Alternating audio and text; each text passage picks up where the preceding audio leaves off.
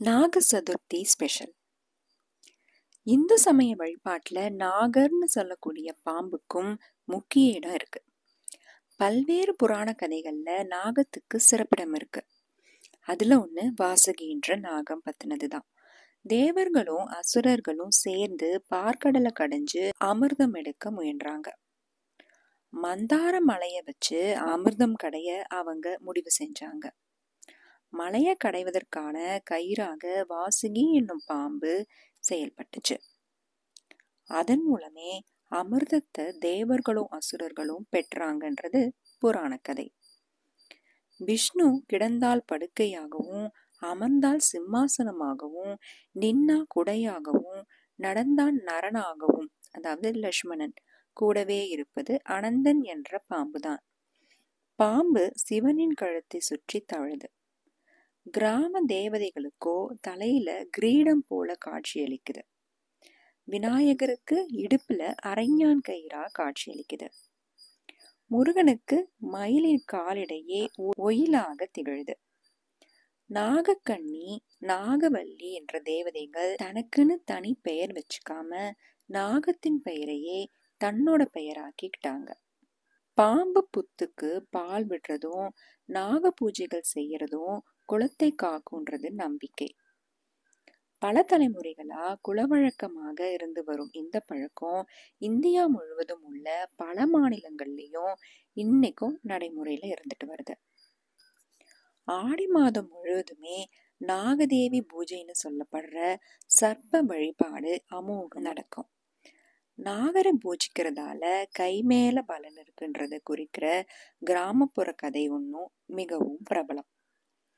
விவசாயத்தை முக்கிய தொழிலா கொண்ட கிராமம் அது. அங்கு 7 அண்ணன்களை கொண்ட பெண் ஒருத்தி வாழ்ந்து வந்தா. தினமும் அண்ணன்க வயல்ல வேலை செய்ய காலையிலேயே போயிடுவாங்க. அவங்களுக்கு கஞ்சி பாத்திரத்துல சமைச்ச மதிய உணவை எடுத்து போறது தங்கையோட பொறுப்பு. கொதிக்கிற உணவு சரியான பதத்துல ஆறணுன்றதுக்காக பாத்திரத்தோட மூடிய திறந்து வச்சு எடுத்து போறது அந்த பெண்ணோட வழக்கம். அப்படி ஒரு நாள் மூடிய திறந்து வச்சு எடுத்து போறப்போ வானில் கருடன் ஒண்ணு தன் கால்கள்ல பாம்பு ஒண்ணு கொத்தி எடுத்தபடியே பறந்து போயிட்டு இருந்தது. கருடன் கிடுக்குப்பிடியா பிடிச்சிருந்ததால பாம்பு தாங்க முடியாத வலியில விஷத்தை கக்கிடுச்சு. அந்த விஷம் நேரா அந்த பெண்ணோட பாத்திரத்துல விழுந்துருச்சு. அந்த பெண்ணு கொண்டு போற பாத்திரத்துல விழுந்துருச்சு. அது தெரியாத அந்த பெண் எப்போதும் போல தனது அண்ணன்களுக்கு உணவை கொடுத்தா. இதை சாப்பிட்ட அவங்க ஒருத்தவங்களா இறந்துட்டாங்க. அன்பும் பாசமும் கொண்ட அந்த பெண் துடிச்சு கதறினா. அம்மா அம்மான்னு அலறினா. தன்னைத்தான் கூப்பிடுறான்னு நினைச்ச பார்வதி தேவி சிவபெருமானோட காட்சி அளிச்சாங்க. அந்த பெண்ணும் அழுது அரற்றியபடியே நடந்ததை சொல்றா. பார்வதி தேவி சில விரத முறையில சொல்லி அதை செஞ்சா அவங்களுடைய அண்ணன் உயிர் பெறுவாங்கன்னு சொன்னாங்களாம். அவளும் அதன்படியே பக்கத்துல இருந்த பாம்பு புத்துக்கு மஞ்சள் குங்குமம் தடவி பூக்களால அர்ச்சனை செஞ்சா. அதுக்கப்புறம் புத்துக்கு பால் வார்த்து நாகரை பணிஞ்சா. அவளுடைய விரதம் பயனரும் வகையில அண்ணன்களும் எழுந்து தூங்கி எழுந்ததை போல விழிச்சு எழுந்தாங்க. இதன் அடிப்படையில தான் இன்னைக்கும் பெண்கள் நாகரை பூஜிக்கிறது வழக்கமா வச்சிருக்காங்க.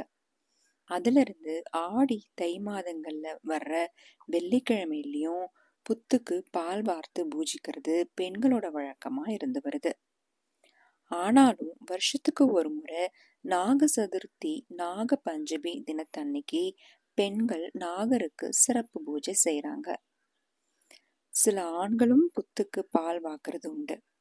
நாக சதுர்த்தி அன்னைக்கு நாகதேவதைக்கு பூஜை செய்யறது, புத்துக்கு பால் ஊத்துறது, புத்து மண்ணை பிரசாதமா அணிஞ்சுக்கிறது இதெல்லாம் வழக்கமா இன்னைக்கும் இருக்கு. அன்னைய தினத்துல நாக சதுர்த்தி அன்னைக்கு 9 நாக தேவதைகளான அனந்தன், வாசுகி, கிஷகாலன், அப்ஜன், மகரி அப்ஜன், கங்குபாலன், கார்கோடன், குளிஜன், பத்மன் ஆகியோர்களின் நாமத்தை சொல்லிக்கிட்டே புத்துக்கு பால் ஊத்தி பூஜிக்கிறது நல்லது. மன்னன் ஜனமேஜயன் நடத்திய சர்ப்பயாகத்தின் போது அக்னியில விழுந்து சர்ப்பங்கள் இறந்துடுச்சு. அஸ்தேகர் ஜனமேஜயனது யாகத்தை தடுத்து நாகங்களுக்கு சாப நிவர்த்தி கொடுத்தாங்க. அப்படி நாகங்க சாப நிவர்த்தி பெற்ற நாள் தான் இந்த நாக சதுர்த்தி தினம். வடநாட்டுல கொண்டாடப்படுற ராக்கி அல்லது ரக்ஷாபந்தனுக்கு நிகரானது இந்த நாக சதுர்த்தி விரதம். அடுத்த நாள் நாகபஞ்சமிக்கு சின்ன வெள்ளி இல்ல செம்புல செஞ்ச நாகருக்கு வீட்டிலேயே பால் தேன் இதை கொண்டு அபிஷேகம் செஞ்சு பூக்களால் அர்ச்சித்து பால் பாயாசம் செய்து வைத்து வழிபடுவது வழக்கம். இந்த பூஜைனால தங்களுடைய குழந்தைகளுக்கும் கணவருக்கும் சகோதரர்களுக்கும் நீண்ட ஆயுள் கிடைக்கும்ன்றது பெண்களோட நம்பிக்கை. பெருமாளை தாங்குற பாக்கியம் பெற்ற கருடன் தனது தாயை அடிமை தலையிலிருந்து மீட்ட நாள்ன்றதால நாக பஞ்சமி அன்னைக்கு கருடனையும் பூஜிக்கிறது விசேஷம்.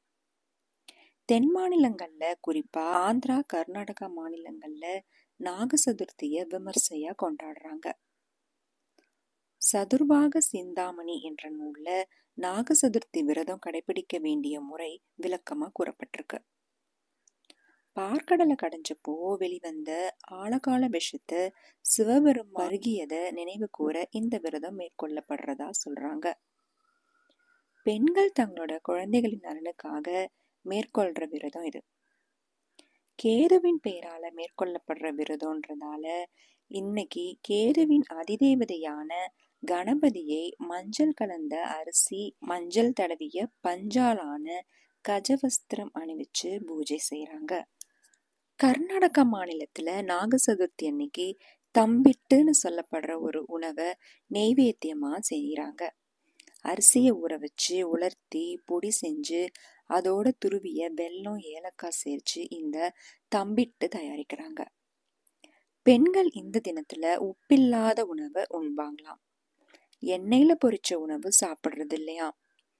அன்னைக்கு தயாராகிற உணவுக்கு தாளிப்பு கூட சேர்க்கப்படுறதில்லை. சண்முக காயத்ரியை 108 முறை சொல்ல நாகதோஷம் பரிகாரமாகுன்றது நம்பிக்கை. காலையில வீட்டுல வெள்ளியில செஞ்ச நாக விக்கிரத்துக்கு காய்ச்சாத பாலால அபிஷேகம் செஞ்சு வாசனை மிக்க பூக்களால அர்ச்சனை செஞ்சு வஸ்திரம் போட்டு பால் பழம் வச்சு படைப்பாங்க. மாலையில வால்மீகம்னு சொல்லப்படுற புத்துக்கு சென்று அங்க நாகங்களுக்கு பால் முட்டையே நிவேதனமா செய்வாங்க. புத்துக்கு மஞ்சள் குங்குமம் வச்சு பூக்களால பூஜிக்கிறாங்க. இந்த நாள்ல வாசல்ல நாகத்தை கோலமா வரைவாங்க. நம்ம உடல் புத்தையும் அதில் இருக்க குண்டலினி சக்தி புத்தில் உள்ள நாகத்தையும் குறிக்குதாம். அன்றைய தினத்துல மகாபாரதம் படிக்கிறதும் உண்டு. இத ஆந்திராவில அலுவல சதுர்த்தின்னு குறிப்பிடுறாங்க. இயற்கையோடு ஒன்றிய வாழ்வு வாழ நம்ம முன்னோர்கள் ஏற்படுத்திய விரதம் இந்த நாக சதுர்த்தி விரதம்.